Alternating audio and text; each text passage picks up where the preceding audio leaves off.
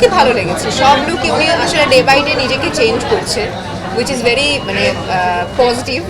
আমি এটা খুবই ভালোভাবে নিই, একটা আর্টিস্ট, একজন আর্টিস্টের চেঞ্জ হওয়াটা খুবই দরকার। যেমন আমি আমার দম সিনেমায় নিজের চেঞ্জেসটা দেখতে পেরে এত ভালো লাগছে, একজন আর্টিস্টকে তো এরকমভাবেই চেঞ্জ হওয়া উচিত। আমরা যখন বাইরের দেশের শাহরুখ খানকে দেখি, যখন সে নিজেকে চেঞ্জ করে আনে তখন আমরা খুব খুশি হই, দর্শকরা খুবই খুশি হয়। সো সেম জিনিস আসলে শাকিব ভাইয়ের ক্ষেত্রে, উনি নিজেকে এত চেঞ্জ করেছে, ডে বাই ডে নিজের ফিটনেস ধরে রেখেছে, নিজের লুক চেঞ্জ করছে, মানে খুবই ভালো, খুবই মানে অ্যাপ্রিসিয়েট করার মতন ব্যাপার। ওনাকে দেখলে আসলে আমরা সবাই, আমাদের সবার শেখা উচিত। এই রিলেটেড আরেকটা প্রশ্ন করতে চাই, সেটা হলো যে আপনার দম যখন কাজ শুরু করেছেন বা কাজ শেষ করেছেন তখন শুভকামনা জানিয়েছিলেন শাকিব।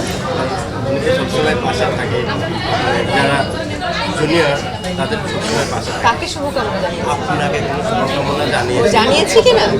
না না, দেখুন পার্সোনালি ওরকম কারোর সাথেই আমার কথা হয় না, এবং দেখাও তো মানে দেখা তো হয়ই না। বাট আমি আমার কাছে মনে হয় শাকিব ভাইয়ের প্রত্যেকটা সিনেমাতেই আসলে শুভকামনা জানায়। পার্সোনালি তো সবাইকে ফোন দিয়ে জানাতে পারে না, বাট আমার কাছে মনে হয় শাকিব ভাই সব সিনেমার জন্যই সবসময় শুভকামনা তার থাকে। Thank you. আমরা দেখেছি অনেক অডিয়েন্স কান্না ভেজার চোখে যখন আপনার চোখে পড়েছে, আপনার কাছে কেমন? আমার খুবই ভালো লেগেছে এবং আমিও কান্না করেছি। আমি অনেক বেশি ইমোশনাল ভাইয়া, বিশ্বাস করেন। আমি এত বেশি ইমোশনাল, আমি দর্শকদের কান্না দেখে আমি নিজেই ভ্যাক করে কান্না করে দিয়েছি। তো ভালো লাগছে, খুবই ভালো লাগছে। অবশ্যই দম আমার কাছে আমার নতুন এক টার্নিং পয়েন্ট, আমার নতুন কামব্যাক, আমার নতুন জন্ম।